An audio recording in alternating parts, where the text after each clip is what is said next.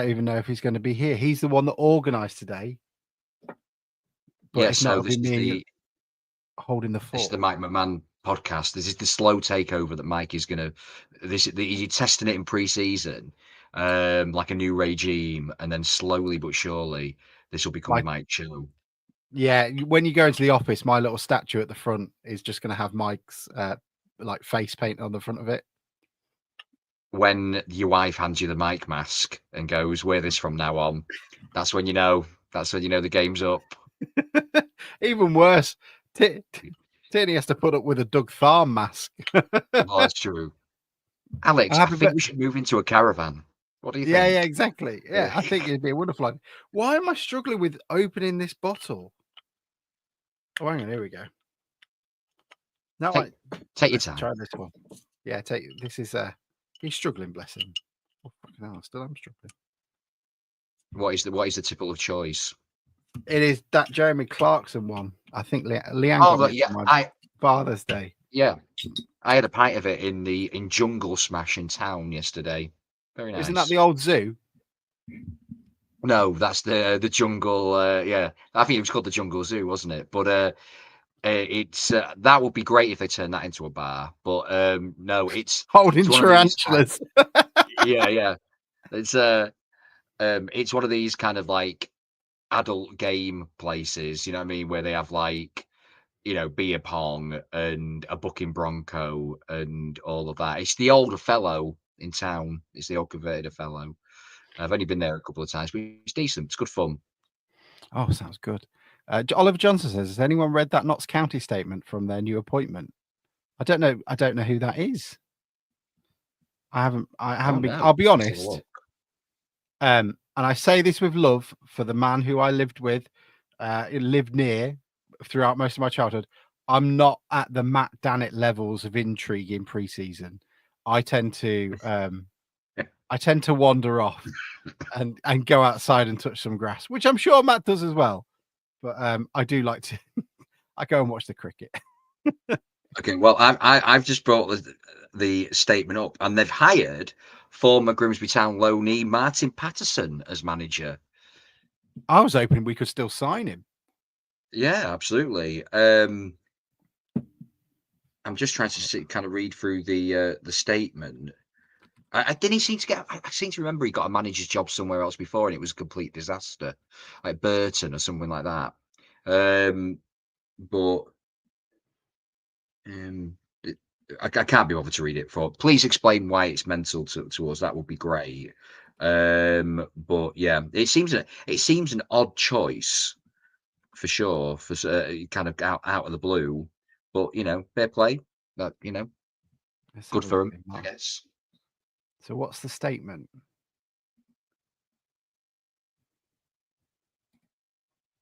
No, I'm clicking the wrong things.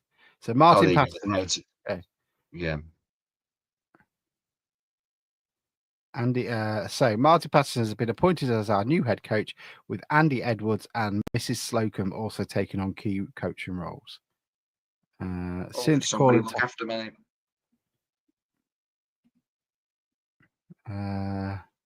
Despite still being in the early stage of what he was to be a tremendous, has been entrusted with senior roles both in the UK and US by highly respected figures within the game. Martin wants his. I'll be honest, this is probably not radio gold. Oliver, would you like to give us a quick rundown? And if you want to come on, just drop us a line and we'll send you a message. Oh, here we go. He's already done it. They are hiring pre-match and post-match discussions with about 10 blokes about tactics players and things like that. The board is making decisions on tactics. Oh, that is a recipe for disaster. Absolutely.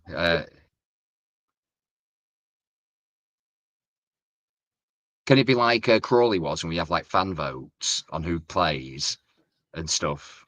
That's what Scunny was going to be. It was going to be so much fun. Yeah, this could be the same people. Oh, I can't wait. I see David Riley as well saying that MK Dons must be loaded. Yeah, spending 850k on a striker in League Two. David, as you know, it's money well spent, and it will be hilarious when it falls to pieces. Absolutely. And Aaron wants to know if the fish is back up again. I didn't know. Is it still down? What's happened? And I think it is back. I think the fish is back. Oh, that's There you really. go. So people's got their sanities back again. So I'm pleased for them. Youngie, would you like to guess what I did today? It is, I would say, the second most middle class thing you can do in Surrey. And I would say number one is Henley Regatta. You know what? That I was going to go down the boating route. So I'm thinking something with horses, maybe. No, but it was in a field. It was in a field. Okay. Think it'll be good for the gram. Oh, so some kind of like hiking or something like that. Or like picturesque kind of a picnic or something like that. Yeah, you're getting close. Yeah. What kind of so you used to have like pumpkin picking has become a bit outlandish nowadays. Yes. So what would be the summer equivalent? Strawberry picking? No, I still think that's a bit working. Yeah, that's true. Well, I guess I could do that down in Waltham. That's not a problem. I don't think so. I wouldn't imagine we've got anywhere like this near us. Simon Hodson suggested polo. Was it polo? No, I wasn't. No. What do you think that's what it was, Simon? It was the last pack of fruit polos in the country, and they just threw them up in the air, and they did a silent auction on who was going to buy them, and they went for £53,000. Is it like avocado picking or something like that? Close. Like, Yeah. Oh, really? Okay. We went to a lavender field. Nice. Good. Come to this field to smell like your nan's purse. It's very pretty. It's very pretty. Yeah. Lots of people getting photos of their awful children. Just fucking smile for 30 seconds, and then they can put it up and go, "Are we lovely? Are we happy?" It's Tarquin and Henrietta, and they've been ever so good all day long. Come on, if you don't do that, yeah. They're on the sugar-free diet. They no carbs. He's 3, but it's fine. It's Come on, darling. If you don't do this, you're not going to have your smashed avocado on toast. Oh, they're unbearable. It was very bougie. £5 to walk around a lavender field. Just to walk around it. To walk around it. Now there, it's only 2 fields. Bloody Nora. Oh, yeah, do you when you're in them situations, Alex, do you become more northern just by literally stepping through the gate? As soon as you hand that £5 over, do you instantly like a flat cap comes onto your head? A whippet comes by your side. Yeah. takes a while for the person to get it out of my hand. Yeah. And and then just going, well, looks, do you know what? It could do with being fallow next year, this, couldn't it? Could do with being fallow. And then is it flax in that field over there? We don't do flax where we are. It's mostly wheat and barley. And then purposely saying hello in a really over-exaggerated way to everyone you go past. All right. Hello. Good day for it. All right. Good day, innit? Absolutely. Isn't it lovely? Lovely, innit? Yeah.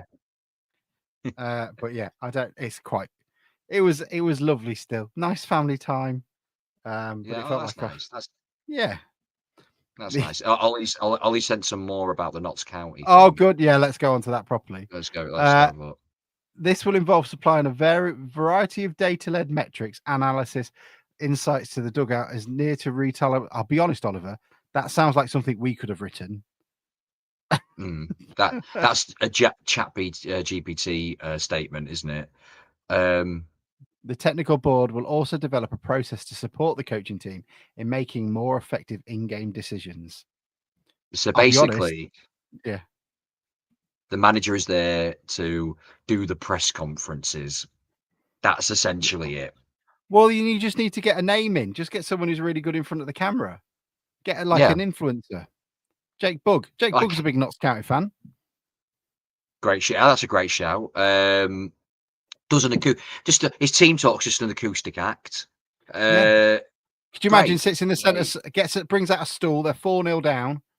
Brings out a stool, puts it in the middle of the centre circle, and just says, "Right, everybody, a little bit of quiet," and then just starts strumming.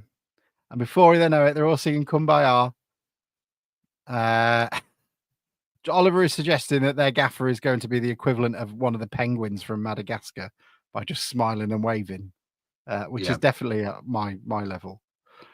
I mean, to be fair, that is Russell Slade's second spell here, wasn't it, really? I think that's all he did, really. He was just a shell of a man, wasn't he? Once Russell Slade was inside that vessel, but the second time he came here, he just seemed to there was just nothing there. Just nothing. He was dead. Mark Worrell wants to know if when we refer to a store, do we mean a sample? Yes. Yeah. Aaron saying, I'm loving the town fans meltdown because we've not signed enough players and it's only June. It's only going to get better, Aaron. It's only going to get better. It is really, you're going to love it. Reece Staunton signed from Spennymoor. I don't know anything about him. No. Is he good? Is he bad? I don't know. I think the early reports from Bradford supporters when he was there was because, this is what we're going to become. But, spoilers, Bradford kids. 2.0. We are going to become Bradford 2.0 this summer. We're all in for it. But the banter bantams, that's what we're going to be. But from what the Bradford supporters have been saying, he was highly rated as a youth there, has got clear technical abilities. He played in League One for a couple of games in League One, so he must have been pretty decently kind of highly thought of.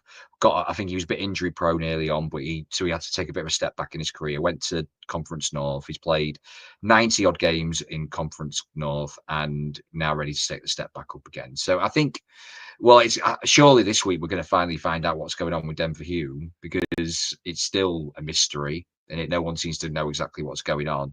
So if Denver Hume stays, does that mean he's the backup and Carson's on his way out? I guess we'll find out. I don't really know what to do with. I mean, Denver Hume's going to look elsewhere, isn't he? And if he can find a better option, then why wouldn't he? But I don't really want to get like a Liverpool fan throwing Trent Alexander-Arnold out on his ear, homeless, kicking him in the street. That snake, that rat. He's only given us 24 years of his life. Yeah, he's only won 2 titles for us. How dare he? How dare Champions Leagues, unbelievable. Ungrateful. The traitor, absolutely. Do you think we're going to get that level? Yeah, and they've still got 10 million for him as well. They got 10 million for him in the end. Do you know what? I would love 10 million from Denver Hume. Yeah, I'll have that. Snap your hand off now. I'll drive you. MK Dons has surely got 10 million. They'll pay it. How are they getting through PSR and whatever it is, or whatever we have to do now? Financial fair play. I was reading, apparently in League One and League Two, they don't mean shit. They don't mean shit, essentially.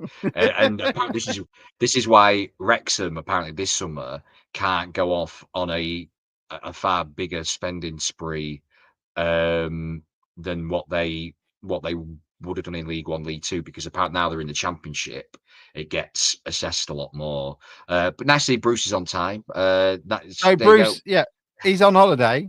He's also not offered to come on, and now he's clearly not listening to the pod because he's talking about Martin Patterson, who we just spoken about for 5 minutes. Mike's in as well. I can kind of see him coming in, but he's like this, so I don't really know what's going on. Apparently, they also got 10 million as a sell-on clause for Matt Riley. This is MK, isn't it? Yeah, MK got a bit. I think they got a bit of money, didn't they? Yeah, that's enough about franchise. Let's move on. So we've done that. Shirt. Any thoughts on the shirt? It's definitely black and white striped. It's a shirt. That is the first thing we can officially say. At first, I was a bit like you, Alex. I was indifferent. I thought it was all right. I didn't think it was as good as last year's. But last year's was a peach, though. Last year was a peach. It was a great shirt.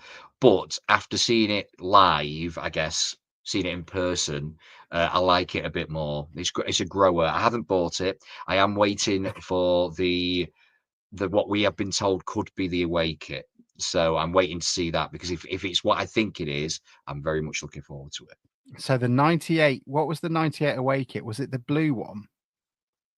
Yes, but I don't think it's the red. They had a red. The Yorkshire Food Town was a red one. Do you remember when we beat Sheffield Wednesday in the cup? Yeah, and we were wearing like a red. It was a red shirt, wasn't it? But I think that from what I've been told, it's not the away kit is based on an old design, but not from that season. Oh, we're looking at the old Lotto one. Maybe further back than Lotto. There you go. Oh, So we're looking at yeah, Diodora. The Diodora blue and red striped one was my first ever shirt. I'd have that. well, you might be onto something there. Well, like, because I'll be honest, Youngie, Yeah. I can't fit into my blue and red. Do you want that? 1994. No, yeah. Was you ever mascot, Alex? Did you ever do mascot? never. Didn't you? I'm kind of hoping at some point I'm loved enough by these people to be mocked viciously and made to hold Danny Rose's hand as we walk out. Full kit. I tell you what. Okay. Here's a vow. Now we should put it on. If we get promoted this next What season, are the playoff final? all of the pod have got to be mascot for the day. We've got.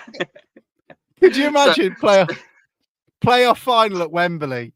And we're just trying to kick the shit out of the opposition team as they're walking out, holding on to Danny Rose's hand. Just you know, like me, you, Mike, Bruce, get John, escorted out. Get escorted out by security. So we're taking one last kick at their goalkeeper down the line. The mascots. Stood behind the players who are younger than us singing the national anthem. The camera's going across and you can't see any of their faces because our fat asses are in front of them all. Sky Research going, I don't remember him. No, I don't. God, Jesus Christ. Razor Ruddock's put on weight again, hasn't he? And then you got it's raining and it's really cold. Danny Rose tries to be really sweet and puts his like training top over me and it doesn't fit and it just looks like a crop top.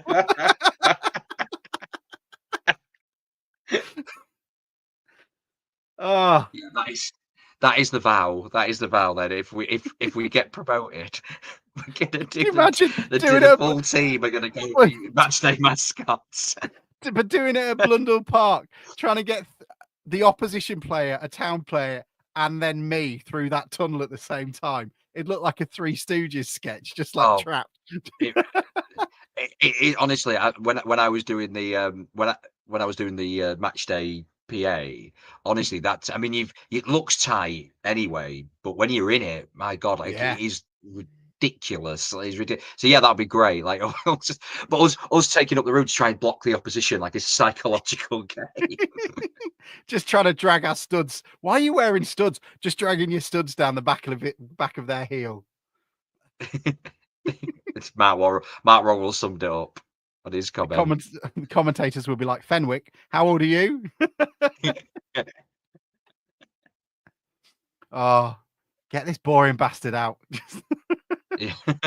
Danny Rose having to wipe it. Doug Thumb having to wipe his hand because Mike's is all clammy and sweaty with nerves. Look, you can't have a restraining order on that tunnel. It's not happening. It's Mike's having to walk from the top of the main stand because he can't come through. Oh, hi, Mike. Hi, Mike. We're just organising you to become a mascot for the day. But my brother was a mascot. And I've always waited for Bruce to bring out the programme from it because he had a tremendous bowl cut. An incredible bowl cut. Oh, wonderful. Oh. Are we talking like a classic bowl on the head cut round the fringe job? Surely we can find one somewhere of his bowl cut. Anyway, and my mum was quite. My mum made him sound like I'll be honest, an 8-year-old slut because it asked you for his interests in the program, and it was like, yeah, I like playing football, and I like collecting stickers. And girls. Oh, and girls. I was like, Mum, he's 8. Wow. Is the only mascot in history coming out with a fur coat and a fedora on? Pimp stick. Oh, so funny. I know. I can sort you out. Come and see me. You're just not suave enough. That's what it is. Yeah. What we're going to do in a second is we're going to go and talk about the Grimsby Borough Friendly. I hope Mike is coming in as well because Mike is the mainstay in this. but obviously Town play Borough in their, is it the first friendly of the season? I believe it might be. No, it's a second. Second, and Yeah. but both Borough and Pete Rose have done something where hopefully we can start get the figures up at the game, and then also try and raise some money for good causes too. So we'll come out, and then Jace, who runs Borough, and then Baz, who is the manager, will come in and have a chat with us about what we can expect down Bradley. Down Oh, do you know what? It's my home What's game. that? It's your home game, is it? Are you looking forward to it? I am very much. I get to walk to a game for what's the season. I love it. Do you know what? I was just looking, which one could we play? I was like, well, if we could do the preview thing, and then all I could find is Bruce's bloody "How old are you?" And I think that does it a disservice. Behind, so that's the final action of the game, which means Brisbane Town are back in the Football League just a year after those awful scenes. Good evening, gents. Pleasure to meet you both. Welcome to the podcast. Looking resplendent in Grimsby Boar White. Jace, how is everybody? And welcome along to the show. Yeah, good evening, mate, and thanks for having us. So appreciate us getting us on. But yeah, all good our end. Very busy. Both me and Dan, to be fair, both a lot going off on the pitch, but also a lot going off it as well. So yeah, we're really busy at the minute. What does the off season look like for you guys? Is it as probably more exhausting than the professional side of things, because not only are you looking for new players, but I assume they've got to then sort of fit it in with their life and their lifestyle as well. Is that an added issue that, you know, David Artell probably wouldn't have to worry about down the road? Go on, Baz, after you, mate. Yeah, it's busy. It's a busy end to the season and then the start of a new one.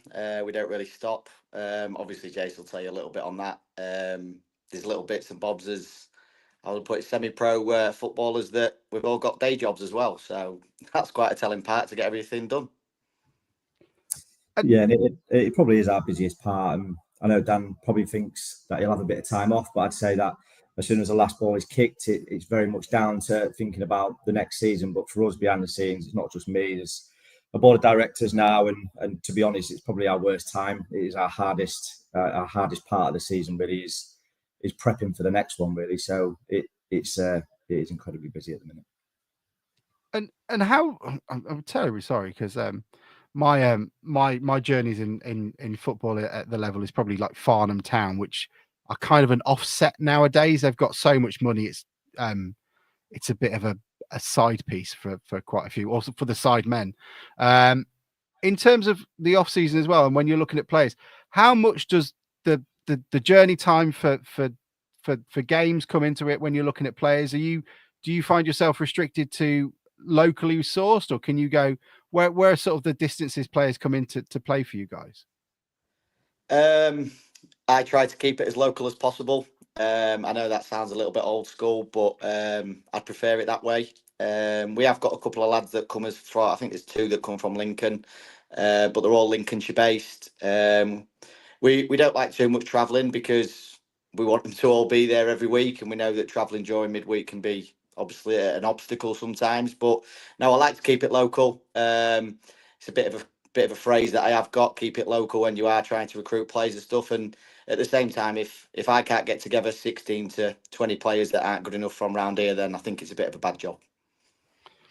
Yeah, I can imagine, and I guess that comes into a bit of what you're planning for the friendly. I was surprised when we were talking before about the attendance last time around. It's something like 500, and we're looking to try and get it up as much as we can.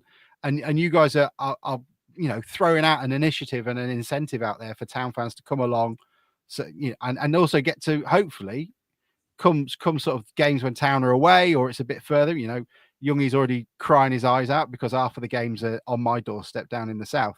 So there's opportunities there for hopefully Towns fans to come along as well. So what are you planning for when we rock up and do our best to not destroy our only half decent 4G pitch that's available for everybody? Yeah, I mean, to be honest, actually, 2 years ago, I think we got to 1,000 fans. Baz might correct me if I'm wrong, but the season before was really good. There wasn't a lot of marketing that went into that either. It just seemed to naturally happen, which was a really good event for everyone. But yeah, last season was a bit of a miss for us, really. And maybe, I don't know, sometimes you maybe take stuff for granted. Obviously, Grimsby Town have got a hell of a following. And I think there might have been an expectation from us that the year before had gone so well. So we almost assumed it would again. But we just have to think differently. It's a huge fixture for us. The finances at this level of football are not easy to find. We have to work hard to go and get it. And this fixture provides a really good revenue stream for us. But at the same time, it's our local football league club, and if we can support in any way, we have to do that. We have to work on the partnership with Grimsby Town, and we have to look at ways that we can and give back. So the initiative is good for us. We rely on Grimsby Town fans to come through the gate and make the event a good one. But at the same time, as much as we need to rely on the money, sometimes it is a good opportunity for us to give back to the club. So I hope the initiative works. It's obviously giving back to the Grimsby Town Foundation and the Mariners Trust, and they're important charities as well locally. So I think it's a good thing. I hope it works. I hope everyone comes to the game and we have one good event from it, really. Yeah, you mentioned there about the kind of relationship between yourselves and Grimsby Town, and obviously over the last few years, it's certainly maybe since the new ownership has come in, there's been a lot more kind of the young players being loaned out to you guys over the kind of coming seasons. In that case, is it a case that the club approach you perhaps with like a player that they have available, or is it a case of you going to the club and saying, I don't suppose as a young midfielder or something like that would needs a bit of senior time? How does that kind of relationship work? I've got a good relationship with David and Sean. I played with Sean way back when I was in my early 20s, and obviously I've kept in touch with him since.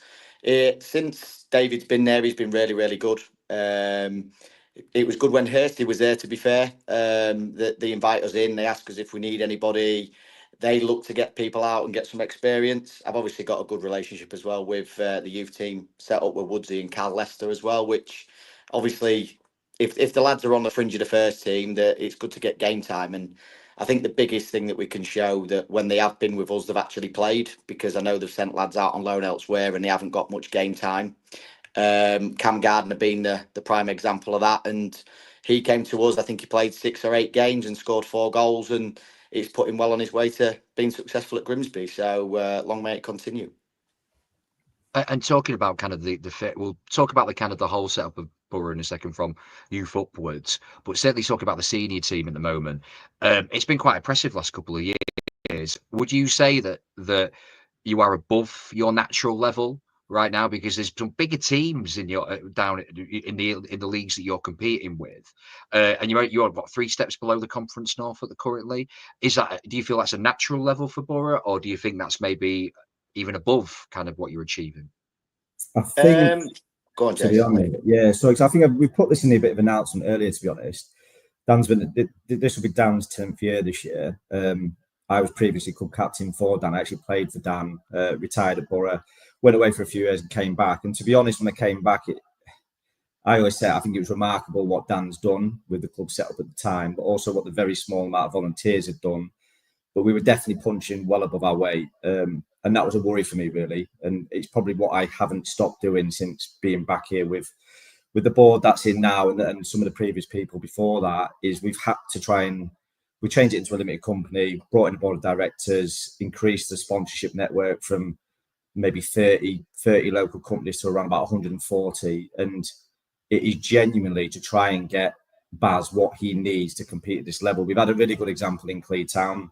They were in the level at that league for 9 years, and they're a really good example of just how hard it can be to get out of that league. So yes, we were punching above our weight. It still feels like that at the moment. We're still a small Grimsby club who've got huge ambition, but it's not going to be an overnight thing. It's just incredibly difficult to raise the funds. It's incredibly difficult for Baz to find local talent. It's more competitive now at that level than ever. So yeah, it's not an easy gig, but it's an enjoyable league, and I think one that we belong in, to be honest. Yeah, I'll just echo what Jay said. I think previously we probably was punching above our weight, but we've grown a sustainable model now, and that was the main thing when we got promoted to this league.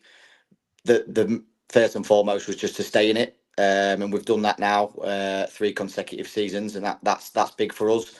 And then over the next couple of seasons, we aim to be at the top end of it. That's a definite. We had a little bit of a 5-year plan when we got promoted, but obviously, like I mentioned before, being sustainable at this level was the most important thing. But it's very expensive in the league above, so not in a rush. Yeah. That's the only probably you kind of punish for your own kind of ambition, aren't you, in a sense? But the final question I'm just going to kind of add in with is that obviously over the years you've used a lot of kind of ex-Grimsby players, but I know also as well you've got some players that have played at like bigger clubs. Adam Drury but was at Man City once. I know that Reece York was at Fulham and Sheffield United. But obviously the youth academy has been kind of well established now, or the youth setup, should I say, from kind of are we talking under 7s upwards? Is that the age group we're kind of looking at? So is the kind of club's ambition long term is to have people have kids go all the way through the system and hopefully play for the first team, or are they kind of dealt with as separate branches, so to speak? No, we have one club, one borough as the ethos here. It has got harder. As Baz has sort of worked his way up the leagues, to have that sort of natural connection to the leagues to the teams that are supporting you, the gap gets a little bit bigger, so it's a little bit harder. Cal Lovett is with us this year. He's probably a really good example of a player who's gone from the very youth development through to the senior teams and then into Baz's first team and has captained it previously as well, so that it can be done. And the plan is to keep the club as close as possible. We're a little bit disjointed at the minute through various locations around the local town, but there's a plan within our 5-year plan of development. We plan to try and get our own home and keep everyone together so that we can be a little bit closer knit, really. Because yes, there should be ambition. You don't have to be playing for Man City or you don't have to be released by Grimsby Town to be in Baz's team. There's got to be hope for the younger lads in there to progress through the club. And we keep an eye on it. Our under-18s are a really good example of some of the local talent that should have made it or could have made it. And I think we had 3 really good teams last year or 2, alongside an academy and a reserve. So we're doing something right to get them all the way through. It's just that final transition to potentially then kick on and get them in the first team. But Baz, I think you have them training with you as well, don't you?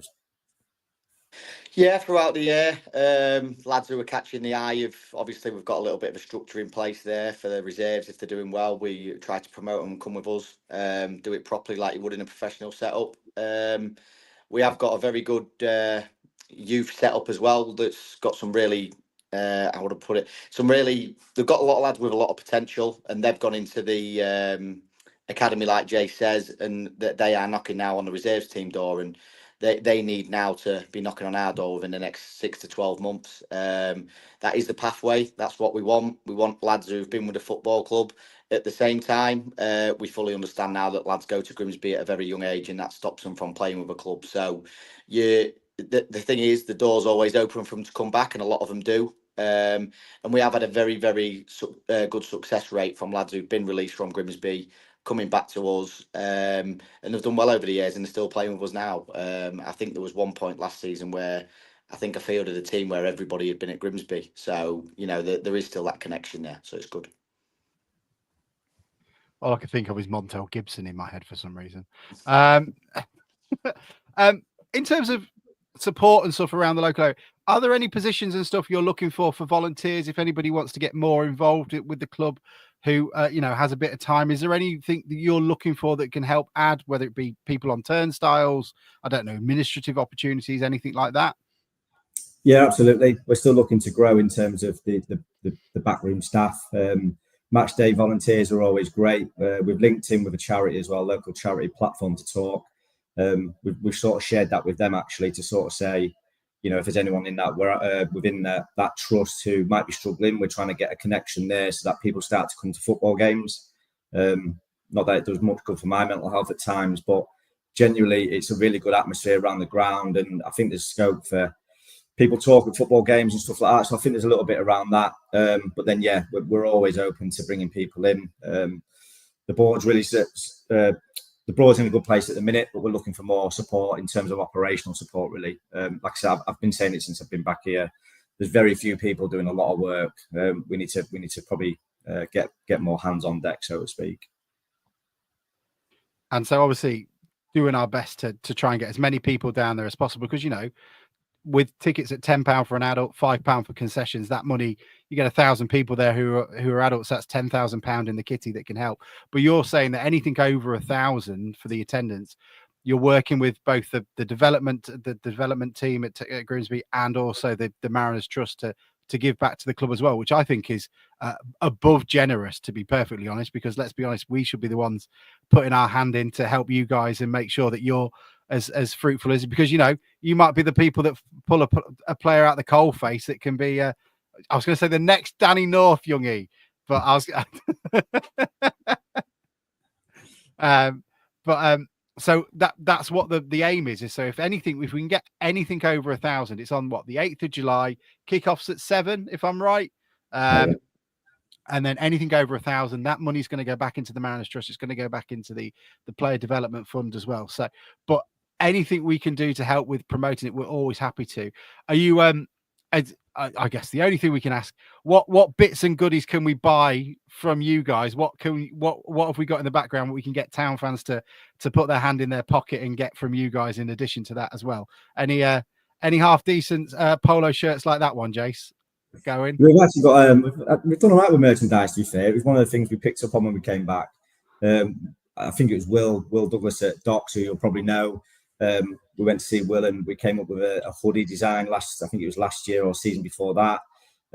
We worked with Source 4, Rob Pritchard and the team as well, who I think are involved with Grimsby Town as well. They've come up with some really good designs around the boar's head and some other things. So our merchandise is actually looking all right. And to be fair, I think there'll be a few bits at the ground. But I think the merch looks all right. Baz, doesn't it? It's all right. Yeah. Obviously, Danny Beavis has just joined us as well, and we've got a club shop that's going to be opening up soon as well. So that'll be good. And there's some nice little bits and bobs. Definitely that you'll be able to purchase on the night as well, I think. The ticket Danny Beavis. Danny Beavis, that is a name from the past. Half decent cricketer, or so he thinks. Don't tell him that. Don't tell him that. We'll tell you stories later, Baz. I'm sure I can find some out in the background about him and Richard and stuff. That's amazing. Yeah, do you know what the work that they do in at Sign of the Times and the like is incredible. Danny, I'm sorry. Sign Express. Yeah, sorry. You're not. Yeah. Don't get into that political issue. That's, dear. Yeah. Do you know what? I'm gonna get. That's a message that. But that'd be amazing. And what can fans do? So obviously tickets are on the Eventbrite website. They can go into them and get them out from there. Anything else that we can do to help support it? Obviously, we'll keep tweeting it and we'll keep pushing it our end. But any town fan, get down there as best you can. Put some money in the coffers as well. And when do your fixtures come out, lads? When can we expect them and we can push them out? Middle of July, I do believe. A little bit earlier. First week in July, maybe. Yeah, there's a few exciting ones in there as well this year. So yeah, looking forward to it. There's nine trips up north, isn't there? 9 trips up to Newcastle. 9 trips up north. Yeah. Which is the one you're looking forward to? Probably Lincoln United. The two guys who are in charge there, I used to play with them, so there's a little bit of bragging rights for that one. And obviously, it's a Lincolnshire derby, so that'll be the one that I'll be looking forward to probably the most next year.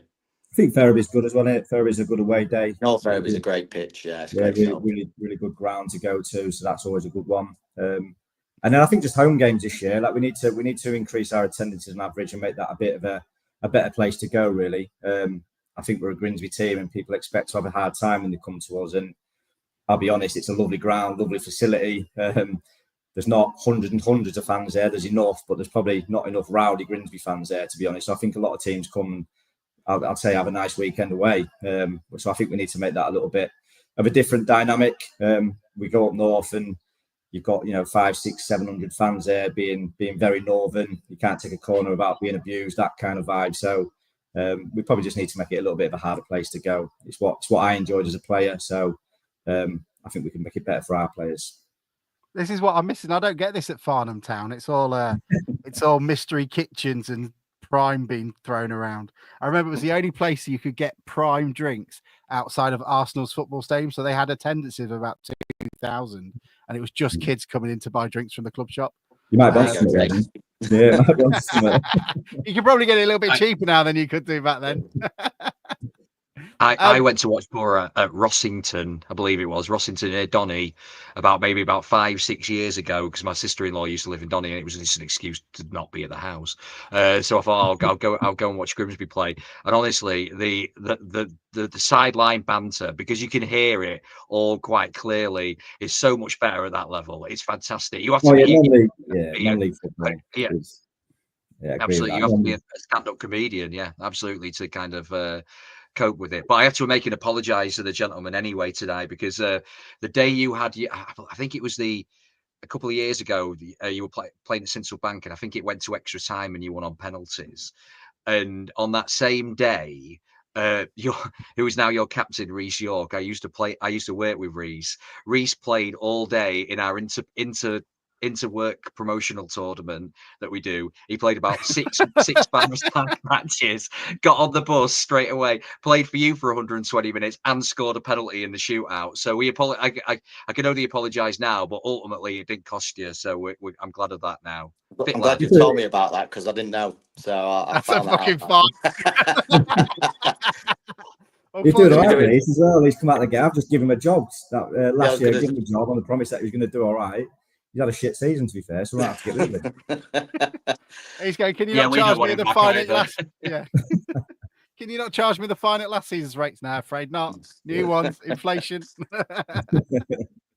Oh, well, where's the furthest you guys are looking to have to travel next year? I mean, David Riley's asked if you play at Concert next year, but where's the biggest trip you've got? We do play at Concert next year. Then the furthest trip, I think, is Ashington, or maybe now it'll be Blythe, maybe. Christ.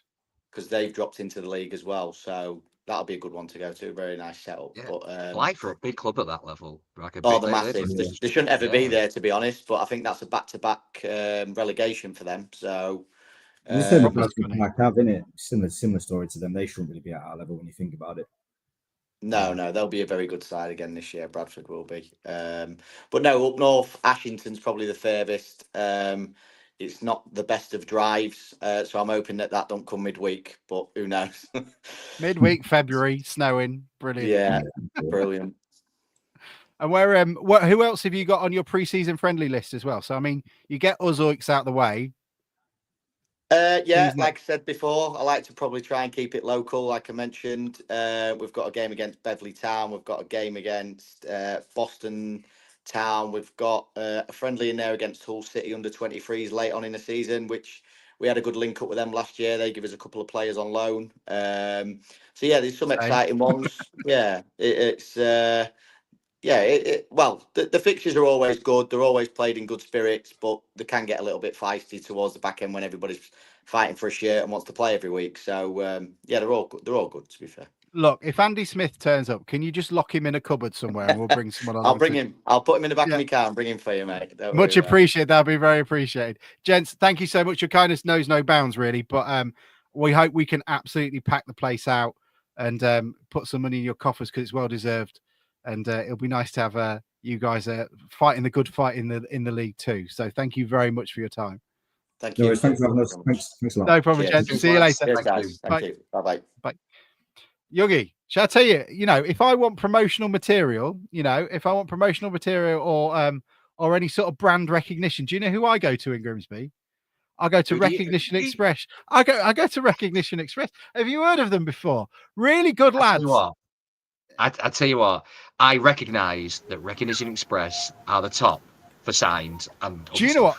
And I might be one of the few people that have worked at many sign places in the local area. Mike, I'm going to mute you for a sec, because I'm doing a plug for our friends at Recognition Express, because I might be the only person that has worked at a number of sign places in Grimsby in my youth. And shall I tell you what? The professional outfit in Grimsby, Recognition Express, run by a dynamic go-getter and average cricketer, Dan Beavis.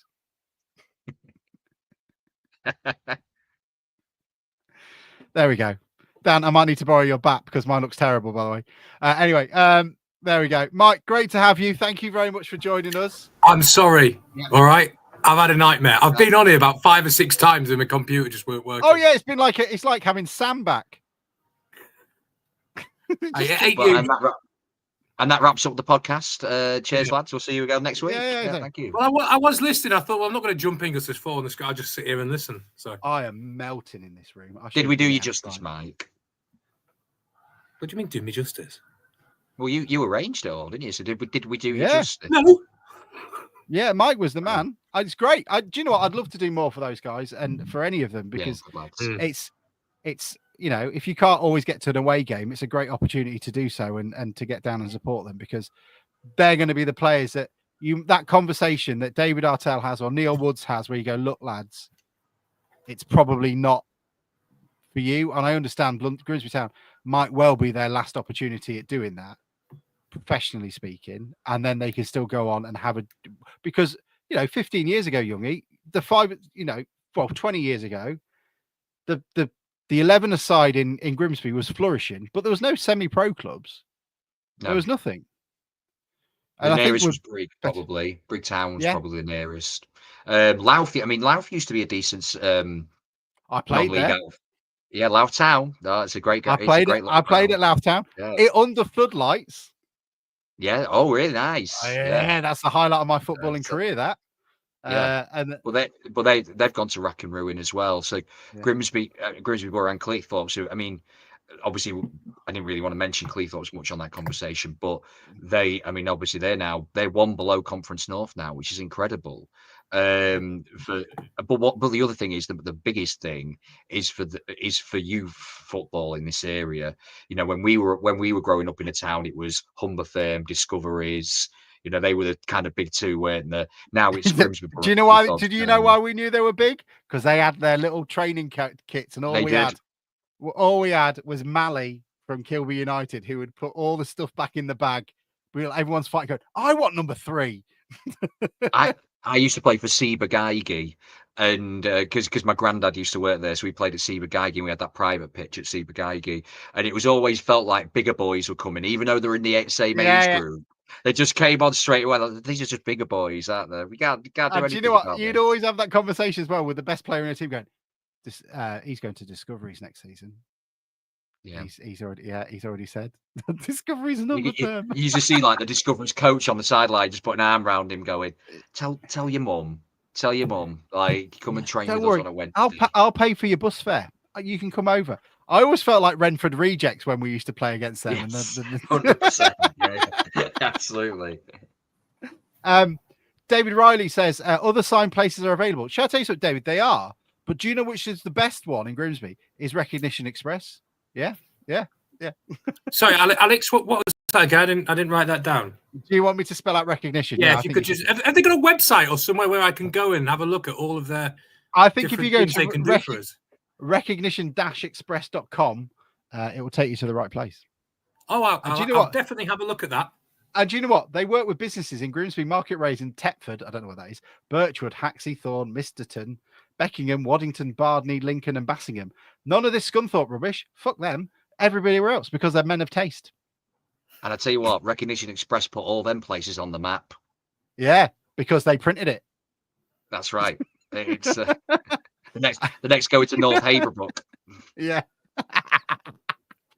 And if you get that reference, you can ask Dan Beavis at Recognition Express to give you a discount on his next t-shirt, on your next t-shirt. Yes. Oh, is that Recognition Express? Did you say? Yeah. Yeah. That's right. I feel really guilty now. Anyway, Oliver Johnson says, I'm 20 and I remember when I played for Immingham Pilgrims as a kid and we got battered by Discoveries every time. Always had a mini Messi. Yeah, they always did. Yeah, I don't think there's anything. Go on. I think it's weird though, because you think them players are really you grow up because you played against them, going, "Oh, they're great." But then I remember my friend Andy Shutt, who was a decent footballer. He played for like Lincolnshire Schools in a game, and it was being played in Grimsby, which we went to watch. And playing for Nottinghamshire Schools was Sean Wright Phillips, and he absolutely tore him apart. And that day, I just saw his stature go from like that to that, like just absolutely owned. we used to. I'm a terrible footballer, and when we were at uni, my roommate used to play semi-pro. So he would like play for Borough or something while being at uni. It used to be boring. He would used to just run around. But you imagine you're playing singles with him, and you just wouldn't touch the ball. Like, right, I'm in through the next round. See you all in a minute, guys. But then watching him play against, I don't know, Paul Linwood, he'd get annihilated. Maybe not Paul Linwood. But if you want to go to the Grimsby Borough game, it is the 8th of July, 7 o'clock, Bradley Stadium. Tickets are available on Eventbrite, and it's 10 quid for adults, 5 quid for concessions. We need to get to over 1,000 because obviously that's 10 grand in their pocket, and then anything else is going to the trust and the development fund as well for town players too. And look, it's going to be. I was going to say it's going to be a good opportunity to go there because by the looks of it, we're going to have quite a few new signings by the time we start pre-season. So a bit of a turnaround. So chance to go down and watch whoever's signed for us. And play our favourite pre-season game of Guess Who the Trialist Is, which is always a great game. But at Grimsby Borough, there was a couple last year. None of them signed permanently, but it was good fun trying to find out who they were. What's your name? Ezekiel. Fuck you, Ezekiel. Fuck you, Tony. Well, there you go. I mean, that's it. Mike, your thoughts on the shirt. So Mike came with a controversial decision. He didn't like last year's shirt. So a man clearly of not much taste. Even though much... What did I say, though? I kept my mouth shut because... No, I said on the first thing, I said, I don't like it. Most people do, so it's job done. It's not for everybody's taste, but if most people like it, you've done a good job. And I think that's the same. I actually like this year's a lot. It's starting to grow on me a little bit. It was if the collar had been better, I'd have been all for it, I think. But most of the stuff is fine. It's a black and white shirt, which unbelievably has been at times a struggle for us to put out. Can you remember the old weird Blackburn Rovers half and half we had? That always reminds me of Terry. Is it Terry Barwick? Always reminds me of that shirt. Yes, Terry. Yeah, that's very Terry Barwick. Yeah, but it is just a black and white shirt. But I mean, last year, home and away, and this year Excuse again. Me, what? What? It's just a black and white shirt. No, it is just like what you're saying is yes. There's not a lot you can do to it. But what I was going to pay the club a compliment and say they could just pick one off the shelf, a standard black and white shirt. But they are trying to do these things and going back to previous shirts and what have you. So they need some credit for that. It would just be easy to go to Umbro. That black and white shirt's good. We'll have that. Off we go. The only problem with being a black and white shirt is what I would really like is Dortmund a couple of years ago. I'm sure other clubs have done it. Just did a black shirt. Like even the badge was black. The sponsorship was black. It looked very cool, but we'll never get that. And I feel sad for that. But no, I'll get over it. I'll just buy the Dortmund shirt instead. Fair. Yeah. That's again. See, thinking outside the box. I don't know what the color. I imagine the away shirt. I imagine the away shirt should be getting announced in the next week or so. You guess, wouldn't it? I imagine they want to get it out soon. Do you think it'll be on the new on our new striker? Because by the sounds of it, all rumours suggest all we're doing is buying people from Bradford, which I mean saves money on the data, I guess. Do you think Jamestown have just got the Bradford bit of their computer system? I've just got Bradford. Use this first. I've just got Bradford on the filter. I didn't add anybody else. When we have a yellow, sorry guys. When we have a gold and red away kit, we'll be like, oh, what's happened here? Why do we keep saying that we're everybody's cup final? Yeah, it's it'll be interesting. It's Reece Staunton's side. I have nothing to say about him. Enjoying the cricket, Mike? Yeah. I've not caught much of it today. I watched a little bit, but yeah, it's so why is your camera just zooming into you? It just zoomed into your hairline then. It's just trying to find it. Did you say searching over your face? Right, oh yeah. If I do that, it zooms in or something. I don't know, it doesn't. If I do that, it stops. I don't know. It stops it. It's making me feel quite ill. That's just because my picture's on the camera. It's just looking at you. Oh, hot in here. Don't like it. It did it again. it was the first day of watching the test for me today, really, because I've been out last couple of days. But I watched most of it today, and it's a proper kind of absorbing test match, isn't it? Proper to and fro. Each day is different, and I think morning session tomorrow will determine which direction the game is going in. I've got a feeling. I think if England come out, get 2 or 3 wickets in the first session, I think it's absolutely game on. But if we let them kind of bat for a little bit and score kind of 50, 70 without reply, we might be in trouble. But good test match, proper test match cricket. They have got a bit of a collapse in them, and then I think I was saying to you, Young, you were saying, and I agree, wasn't I, that they haven't got much of a bowling attack. So if Bumrah don't get any wickets, I think we could chase anything down. Oh, the 2 worst bowling attacks that India and England have fielded for a long time. Yeah. I hope I'm helping everybody. Agreed. Oliver Johnson wants to know how Wright is still our keeper. It's because we haven't signed anyone else yet, mate. We will do. Don't worry about it. It's all good. At the moment, this is just to come to Joss. Don't you start pretending to be asleep. So Vaughan not slagging off England players today. I don't know. I don't really listen to Michael Vaughan. Oh, he's the night is young. The night is young. He'll have a pop at somebody. Michael Vaughan is like Sam. Is that what we're saying? That is so accurate. That is so accurate. Did I tell you the time that we were in the TMS box? No.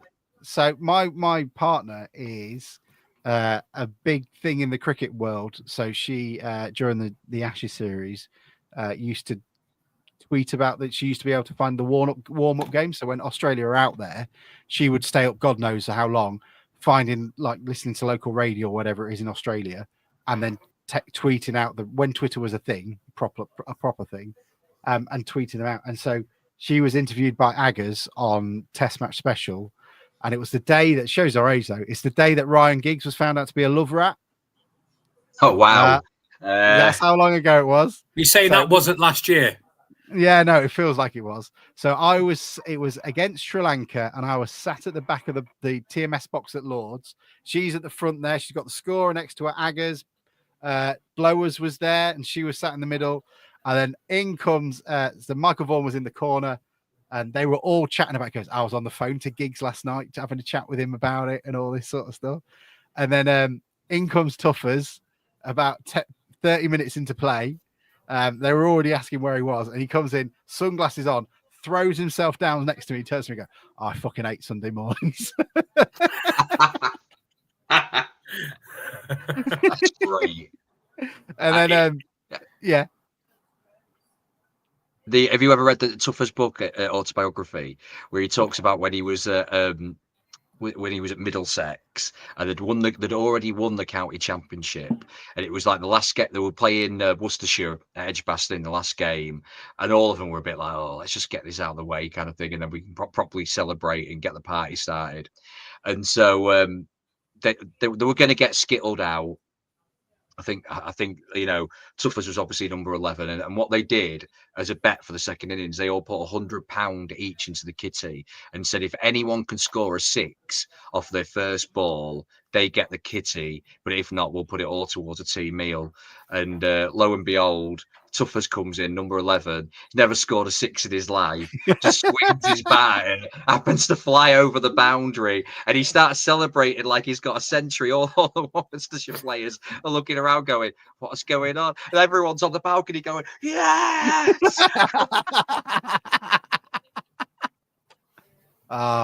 It's very funny.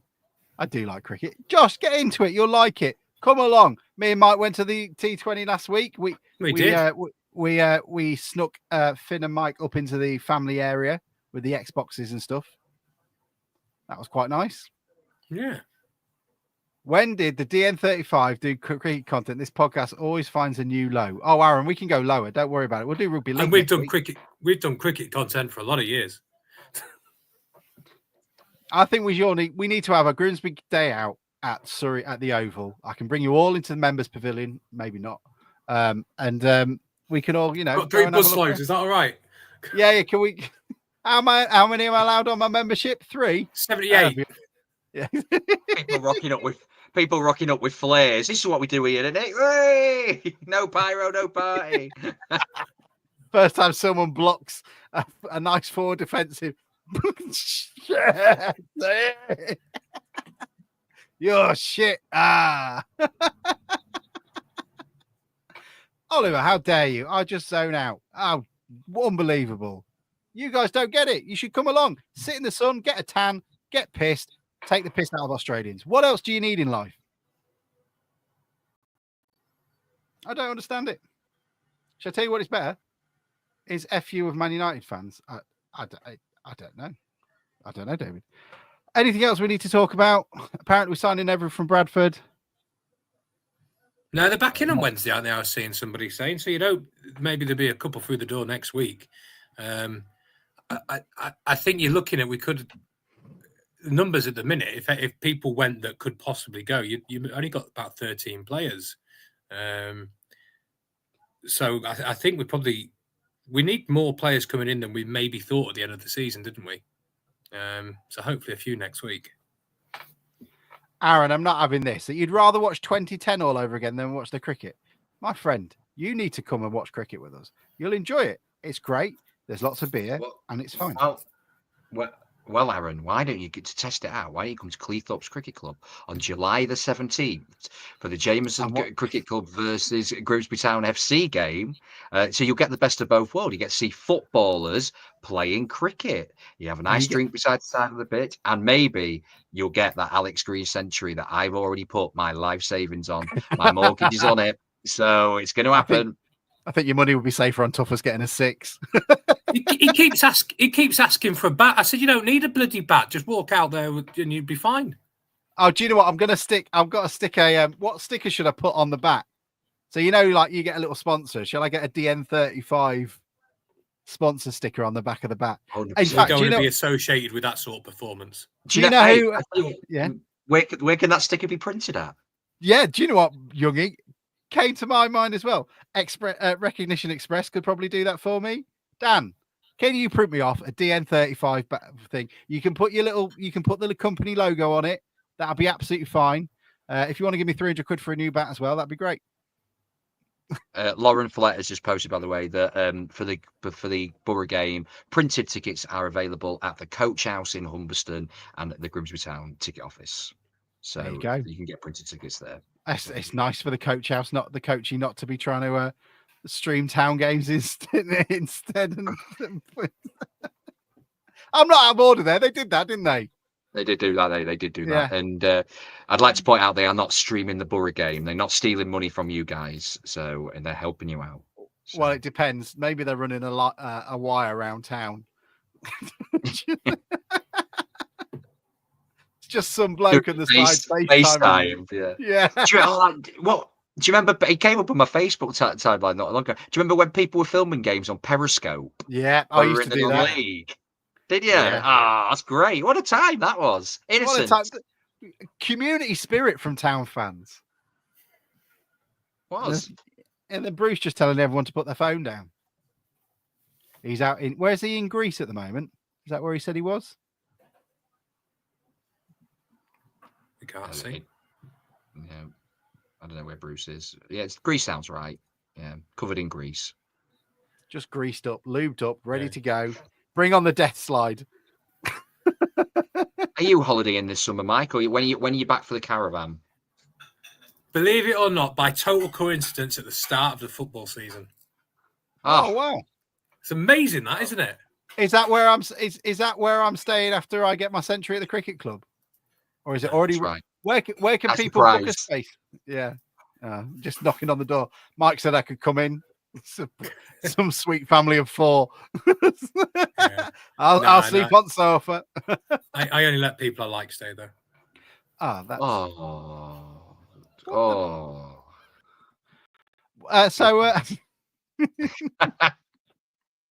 And then, we need to put Docks Fest as well because it is less than 2 weeks' time as well. Docks Fest is back. It's coming up. Charlatans. Yeah. Do you know what? Genuine bands I want to see. I love Maximo Park. And I like Ash. And I really like the Charlatans.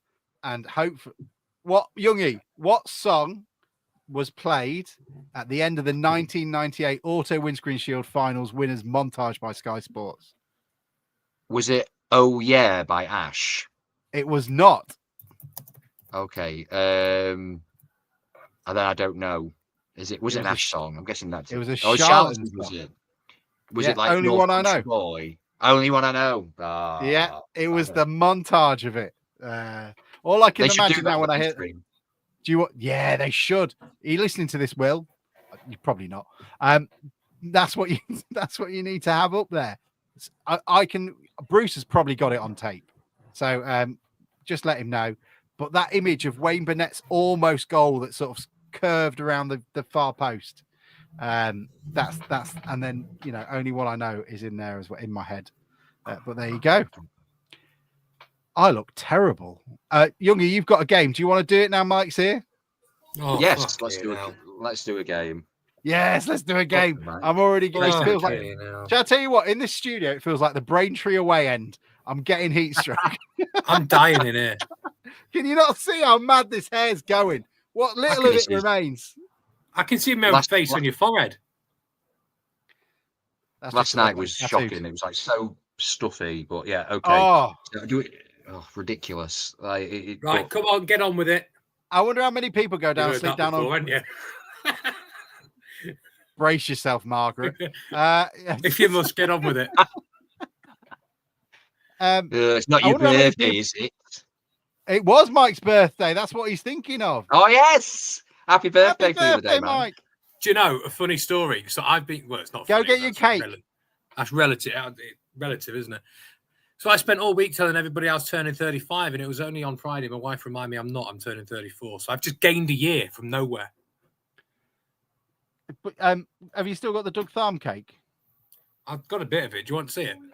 Yeah, well, let's see what remains of Doug. Yes, I want to know which. absolutely. I want to know which bit of Doug Tharm you ate. So anyone who doesn't know, Tierney got his Mike's long-suffering wife got him a Doug Tharm face cake, and I would like to know what part of Doug Tharm Mike ate first.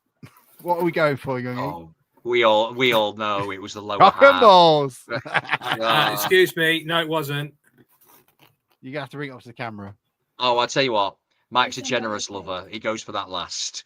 He goes for it last. Saves the best till last. Yeah. Absolutely. You're not funny. Married you.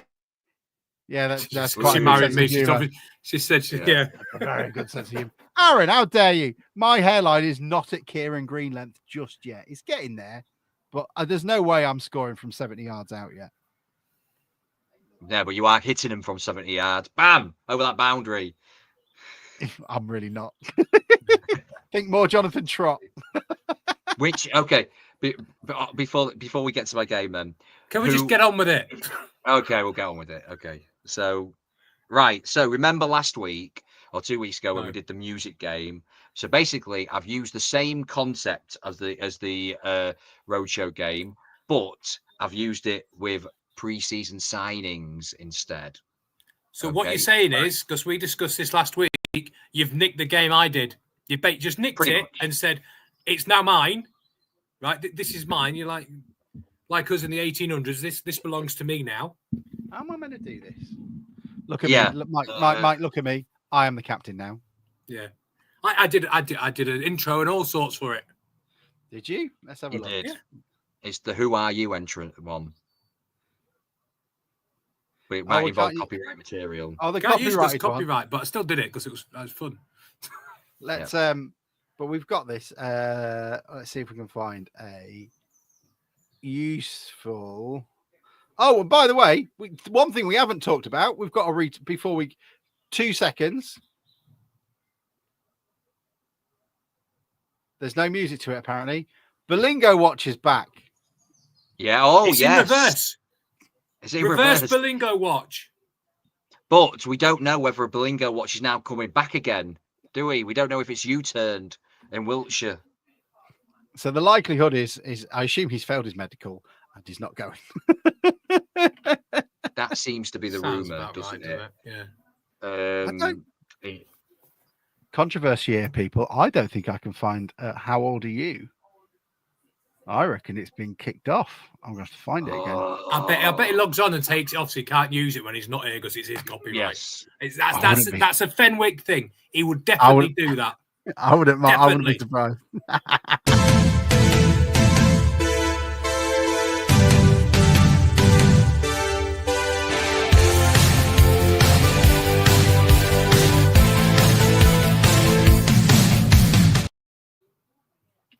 Da, da, da, da, da. Come on, we've all got homes to go to. You're All already right. Okay. You've only been here 10 minutes. Bloody hell. Well, that's long okay. enough for you. Oh. I found this in Nasty. Farnham Fair as well. I forgot to say that. Yes, that's a great find. Yeah. Yeah. That's a great find. Thank So, you. so these are all players. These are all clues about players that have signed in the pre-season transfer window. 5 points to a point. This season? The clues, not this season though, because that would be literally two. Hang on. 2 5 seconds. points to a point, depending how long you get. It's exactly what I fucking did. I did, but it's what I did a couple of weeks. Oh, okay. All right. I'm sorry. Hurry up, lads. I'm melting. Get it copyrighted tomorrow. Okay. So Phil Tufnell to start. Okay. Clue number 1 for 5 points. He signed in the summer of 2021 on a 2-year contract. Oh my God. Sean Scannell. I know it's not him. Incorrect. He made a grand total of 5 league appearances for us. Sean Scannell. In the January of that season, he was loaned out to Woking. Oh, Jordan Maguire-Drew. No, he came from Woking. Incorrect, yes. He left the club permanently the following summer. Who went to Woking? Shit. I should really know this, considering it's up the road. Okay, hang on. I've got to say something. I saw it. I don't think it was him. Was it him? It was David Riley. Yeah. Yeah. David Longking. Yeah. David Riley. Private chats on. It's fine. I've got enough of them to go off. That's fine. Go on then. Next one. You weren't getting that. One. So we'll go with you, Mike. Okay, we'll go on this Go one. on then. Signed in the summer of 2016 on a season-long loan. Caden Jackson. Incorrect. He was a graduate of the West Ham Academy and played for Braintree, Barnet, Colchester and Welling before making his name at Wrexham, where he scored 10 goals in 28 games.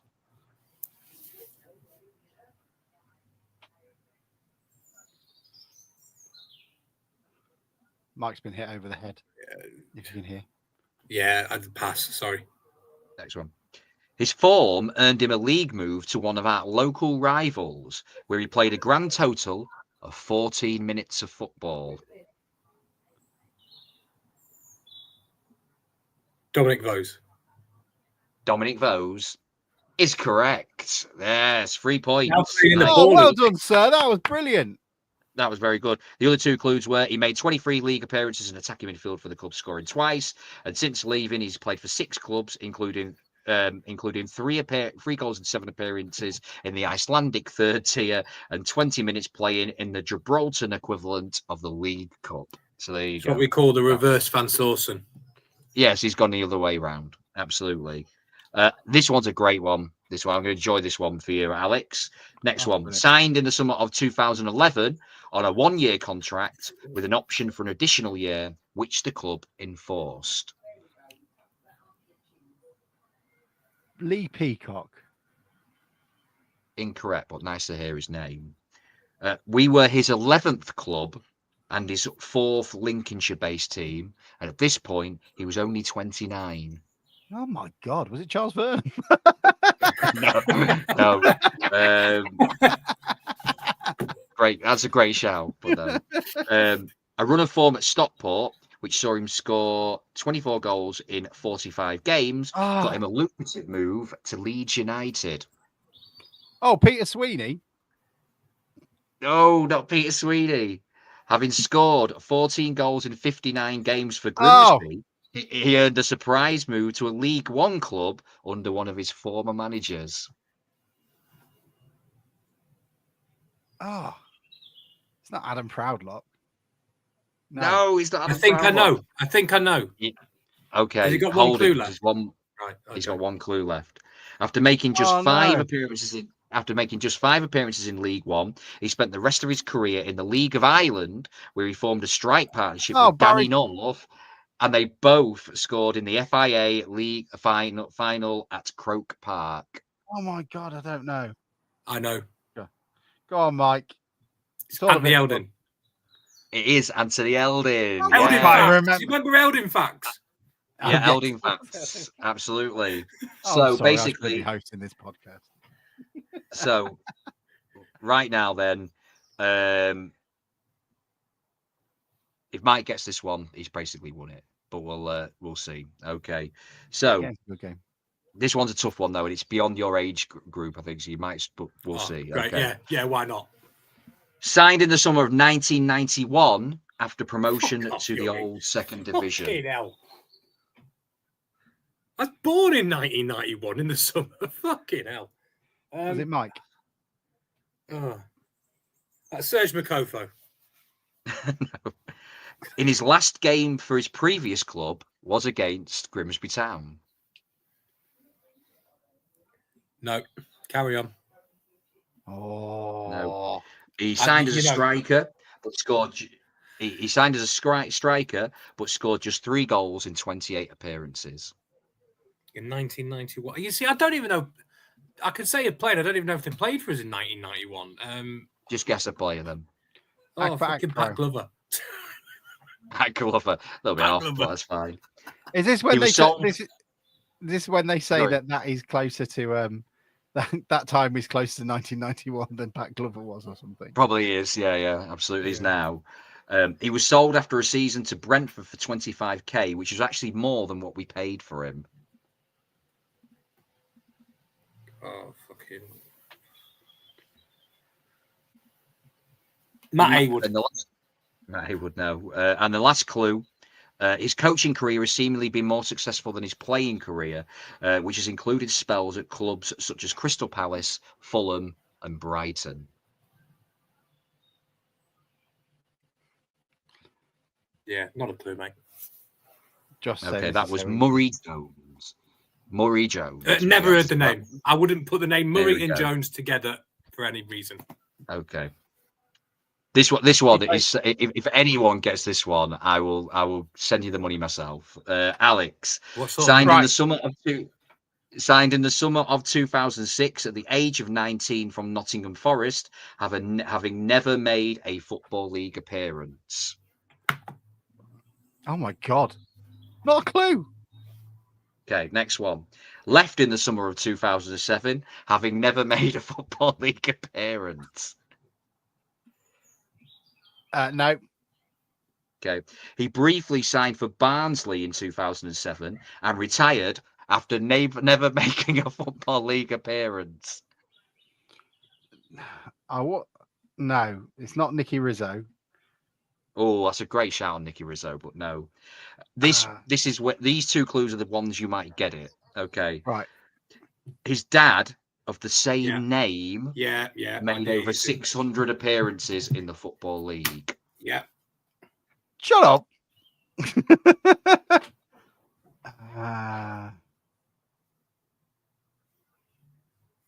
So his dad of the same name made over 600 appearances in the Football League. That 2006 squad. Mm. It's not Terry Barwick. Not Terry Barwick. And the last one, this should be the one. His dad was a league title winner with both Leeds and Arsenal. No. Lukic. Yes. After the second clue, I had that. Do I win? Well, it's only a point. That was only a point. Win. Mike has won. Win. Overall. No, he hasn't. There you go. Mike has won. But there you go. I'll give you the last one as both of you can combine, just so the audience can hear it. Also signed in the summer of 2006 on a non-contract basis. He made his one. You know what? Same initials. Ah. Same initials, right? Okay. He made his one and only appearance in the Football League against Morecambe. The Football League trophy game against Morecambe, and that's the famous game that Tony Crane skied his penalty that got him sacked from the club. But Paul Ashton scored in his only appearance / So he's got one appearance, one goal. He made his debut in 1995 in the Premier League for Tottenham Hotspur. Oh my God. Scott Sinclair. No, 1995, not 2005. Sorry, yeah. Oh. So he made his. No, there was another Scott Sinclair from the 90s. There was, yeah, but no, not him. Not the same. He had a 4-year spell in the Championship with QPR. And the final clue, he had the same surname as the manager of the time, but they were not related. In 2006? Yes. It's got to be something Slade. Yes. Oh, who would it be?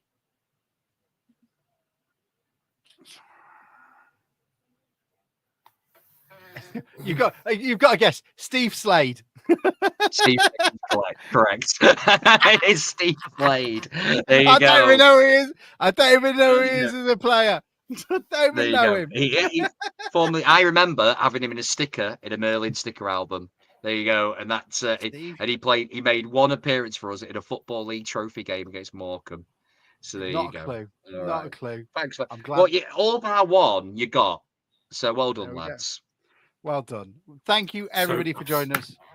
We hope this helps, get you through your summer. Enjoy the cricket tomorrow, especially Joss and Aaron. You're missing out on life if you're not watching it. And that's really all we got to say. Go get your Grimsby Borough tickets, 8th of July, down at the Bradley. 10 quid for adults, 15 quid for concessions. And shall I tell you something? If you want to go, have a look at maybe getting something on a shirt or something like that when you're going. So, maybe go down to Recognition Express. Get a little thing on your shirt so you can go down there to commemorate it as well. Have they got a phone number, Alex? I don't think people do that anymore, do they? Have they got a landline number? I want to inquire. I'll take, and we will end you with the most nerdy thing that I can tell you is today, Youngie, you were talking about playing at the Ciba-Geigy pitches for the first time in 20 years. A train went down that line. Oh, really? I drive past there every day. That's amazing.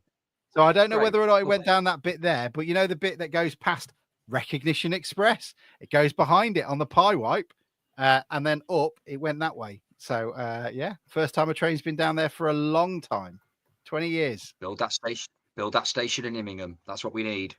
Yeah, exactly. Right. See you all later, people. Have a great day. Bye-bye. Open wide for some soccer! And now the shipping forecast issued by the Met Office on behalf of the Maritime and Coast Guard Agency at 1130. Go! At 1130. I don't think I've ever wanted to be in a stand more than my life around there. They're going crazy. Say, they got a penalty here. They've been fish flying about there. There's no tomorrow. What a magnificent piece of football! A really, really good job. You can't make it straight for that.